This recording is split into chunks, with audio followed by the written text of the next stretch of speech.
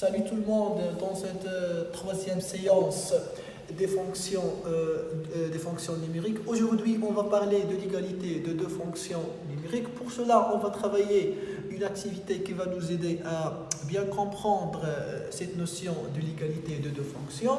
Donc voilà l'activité, soit f et g, deux fonctions numériques, définies par f de x égale la valeur absolue de x plus 1 sur x au carré moins 1. Et g de x égale 1 sur la valeur absolue de x moins 1. La première question, déterminer le domaine de définition de f et le domaine de définition de g. Deuxième question, d de f et d de g sont-ils égaux? Ça veut dire les deux domaines, est-ce qu'ils sont égaux? Montrer que pour tout x appartient à d de f de x égale g de x. Donc, ce que vous devez faire maintenant, vous allez arrêter la vidéo pendant 5-10 minutes, essayez de travailler l'activité, puis redémarrer la vidéo pour voir la correction. D'accord? J'espère que vous avez travaillé l'activité. Maintenant, on commence la correction de l'activité. La première question, 1a. Donc, déterminer d de f. Déjà, f de x égale la valeur absolue de x plus 1 sur x au carré moins 1. D'accord? Le domaine de définition de f, d'après ce qu'on a vu la dernière fois, donc d de f égale, ce sont les nombres réels, ça veut dire les x qui appartiennent à R. Vérifions que x au carré moins 1 différent de 0. D'accord? Donc, pour déterminer les ensembles des x qui vérifient que x au carré moins 1 différent de 0, on va poser x au carré moins 1 égale 0. C'est une équation de second degré à une inconnue. Pour la résoudre, on a deux façons de faire ça, soit par la factorisation, soit par le discriminant. Nous, on va travailler cette équation en utilisant la factorisation parce qu'elle est très simple. D'accord? Donc, x au carré moins 1 égale 0 équivaut à x plus 1 facteur x moins 1 égale 0. Donc, x plus 1 égale 0 ou x moins 1 égale 0. Donc, x égale moins 1 ou x égale 1. Donc, les valeurs 1 et moins 1, ce sont les valeurs qui donnent 0 au dénominateur. C'est-à-dire, je ne peux pas calculer leur image. Donc, d de f égale r privé de moins 1 et 1. C'est-à-dire que je peux calculer l'image de tous les nombres réels sauf moins 1 et 1. Si je mets 1 ou bien moins 1 à la place de x, ça veut dire si je substitue x par 1 ou bien par moins 1, j'aurai 0 au dénominateur. Et c'est pas correct, c'est impossible. D'accord? Donc voilà le domaine de définition de f. Maintenant, passons à déterminer le domaine de définition de g. Donc déjà, on doit écrire l'expression de la fonction g. Donc g de x égale 1 sur la valeur absolue de x moins 1. D de g, x appartient à R, vérifions que la valeur absolue de x moins 1 différent de 0. D'accord? Ok, pour cela, on va poser la valeur absolue de x moins 1 égale 0, donc la valeur absolue de x égale 1. Pour cela, on va utiliser la propriété déjà vue dans l'ordre dans R. Donc, la valeur absolue de x égale R avec R strictement positif, ça donne quoi? Ça donne que x égale R ou x égale moins R. Dans ce cas, R égale, dans notre cas, égale 1. D'accord? Ok, donc on écrit x égale 1 ou x égale moins 1. Donc ces valeurs de 1 et moins 1, ce sont les valeurs qui donnent que x moins 1 égale à 0. Donc je dois les exclure du domaine de R. Donc D de G égale R privé de moins 1 et 1. Je passe à la question 1b, ça veut dire la comparaison de D de G et D de F. Donc qu'est-ce qu'on remarque? On remarque que D de G égale R privé de moins 1 et 1 et D de F égale R privé de moins 1 et 1. Donc le domaine de F, le domaine de définition de F et le domaine de définition de G, ils sont égaux. D'accord? On écrit ça. Donc D de F égale D de G égale R privé de moins 1 et 1. Bien sûr, on peut écrire le domaine de définition sous forme d'intervalle, mais on n'est pas obligé de faire ça car on ne va pas vraiment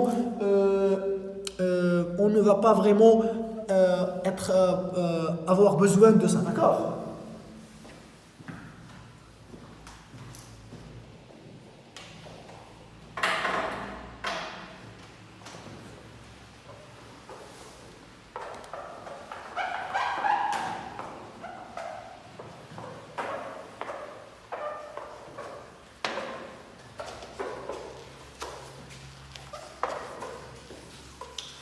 Donc, dans la deuxième question, on va essayer de montrer que, quel que soit x, ou bien tous les x qui appartiennent à f, à d de f, ou bien à d de g, f de x égale g de x. Ça veut dire que l'expression de x égale l'expression de g de x. Allez, on commence la deuxième question. Donc, la deuxième question, montrons que, donc MQ, c'est-à-dire montrons que f de x égale g de x pour tout x appartient à d de f. Ici, attention, il y a ceux qui disent que pourquoi on a choisi D de F et on n'a pas choisi D de G. Donc c'est la même chose, ça revient en même parce que, attention, D de F égale D de G. Donc soit D de F, D de G, elles représentent la même chose, elles représentent R privé de moins 1 et 1. Donc D de F, D de G, c'est la même chose. Ce n'est pas un problème vraiment dans ce cas. Ok. Essayons de montrer l'égalité suivante. Donc, pour montrer l'égalité suivante, on peut utiliser la différence, mais je vais aller autrement. Donc, faites très attention. Donc, on a f de x égale la valeur absolue de x plus 1 sur x au carré moins 1. D'abord, ce x appartient à d, soit x appartient à d de f. Donc f de x égale la valeur absolue de x plus 1 sur x au carré moins 1. Or, on a déjà vu que x au carré égale la valeur absolue de x, le tout au carré. On a vu que ces deux expressions, elles sont égales. D'accord? Donc je peux remplacer x au carré par la valeur absolue de x, le tout au carré. Donc ça égale la valeur absolue de x plus 1 sur la valeur absolue de x, du tout au carré, moins 1. Le dénominateur, c'est une identité remarquable a au carré moins b au carré. D'accord? Donc, je peux factoriser le dénominateur. Donc, ça égale la valeur absolue de x plus 1 sur la valeur absolue de x plus 1, facteur la valeur absolue de x moins 1. je peux simplifier cette fraction, x plus 1 avec x plus 1, donc ça égale à 1 sur la valeur absolue de x moins 1.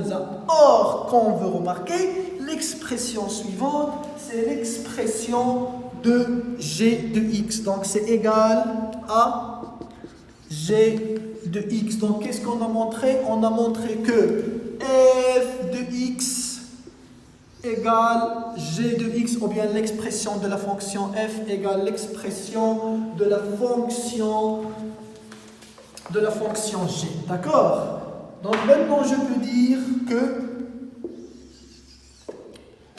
f de x égale g de x pour tout x appartient à d de f ou bien à d de g. On a dit qu'ils sont égaux. D'accord? Maintenant, essayons de faire un petit résumé de tout ça. D'accord? Alors, faites très attention à ce que je vais dire.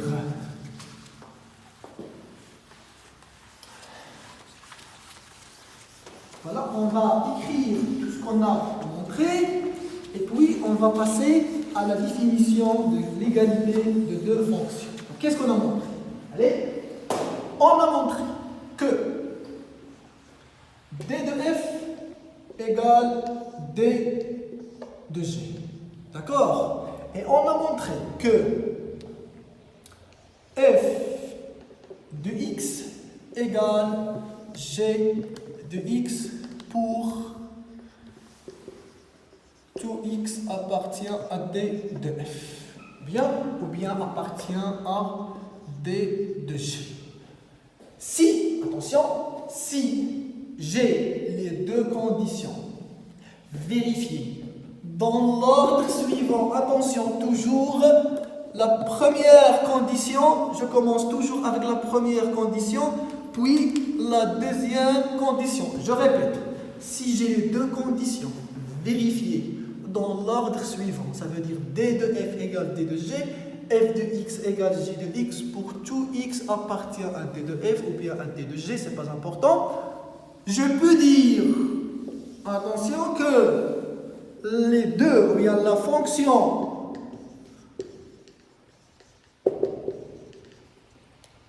f est égale à la fonction g, ou bien tout simplement utiliser la notation suivante, f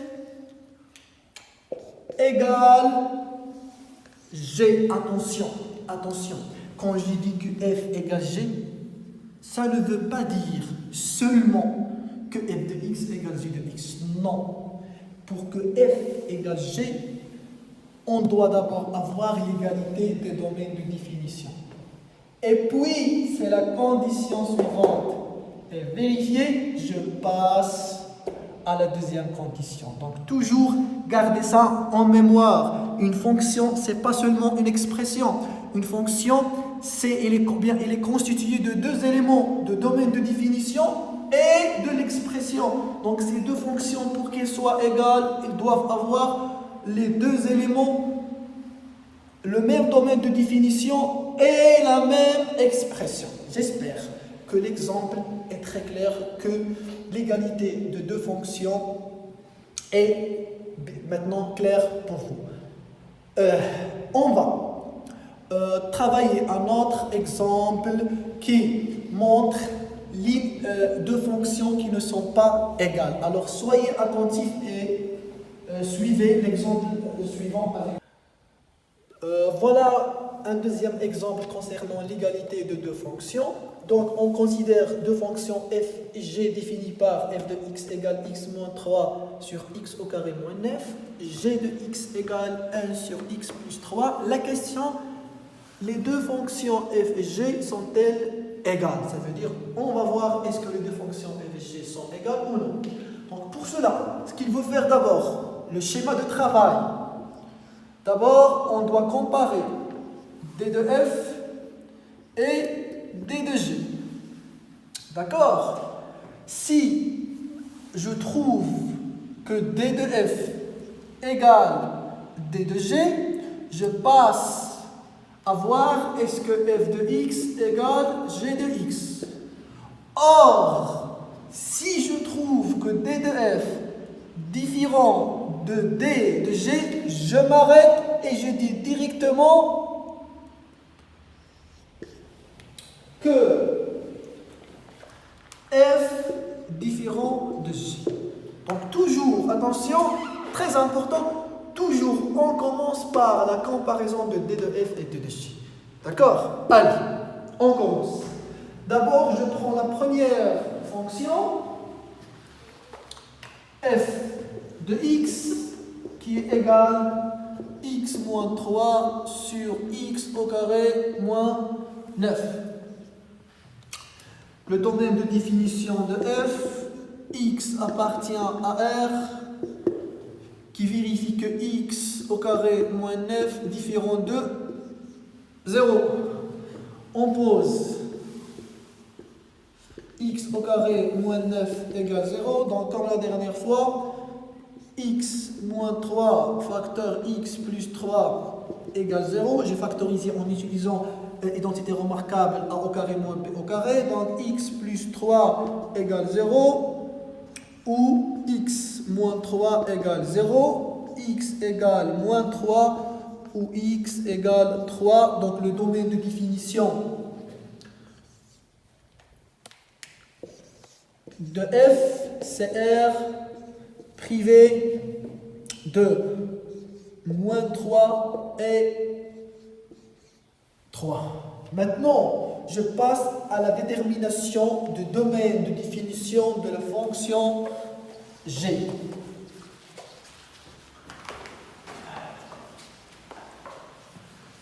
Donc si je trouve que ils ont le même domaine de définition, c'est bien. Je passe à la deuxième étape. Ça veut dire, est-ce que f de x égale g de x? Sinon, je m'arrête et je dis, voilà, les deux fonctions, ils ne sont pas égales. D'accord? Maintenant, le domaine de définition de la fonction g de x. Donc, g de x égale 1 sur x plus 3. Domaine de définition de G, très simple, ce sont les x qui appartiennent à R. Vérifions x plus 3, différent de 0. Ok, donc on pose x plus 3 égale 0, donc x égale moins 3. Par suite, D de G, le domaine de définition de la fonction G, c'est l'ensemble R privé de moins 3. Maintenant, qu'est-ce que vous remarquez? Est-ce que D de F et D de G sont-ils égaux? Non, bien sûr, ils ne sont pas égaux, ils sont différents. Donc, D de F et D de G, ils ne sont pas égaux. Donc, directement, on dit F différent de G. D'accord? Donc, les deux fonctions, ils ne sont pas égales. Pourquoi? Parce qu'ils n'ont pas le même domaine de définition. Ce n'est pas la peine. On n'a pas besoin de vérifier f de x égale g de x, ou bien, sincèrement, on ne peut pas comparer f de x avec g de x. Comme les deux domaines de définition sont différents, je n'ai pas le droit de comparer f de x avec g de x parce que ce n'est pas logique. Donc voilà un deuxième exemple qui montre deux fonctions qui ne sont pas égales. J'espère que c'est clair. Allez, à la prochaine fois. Prenez soin de vous.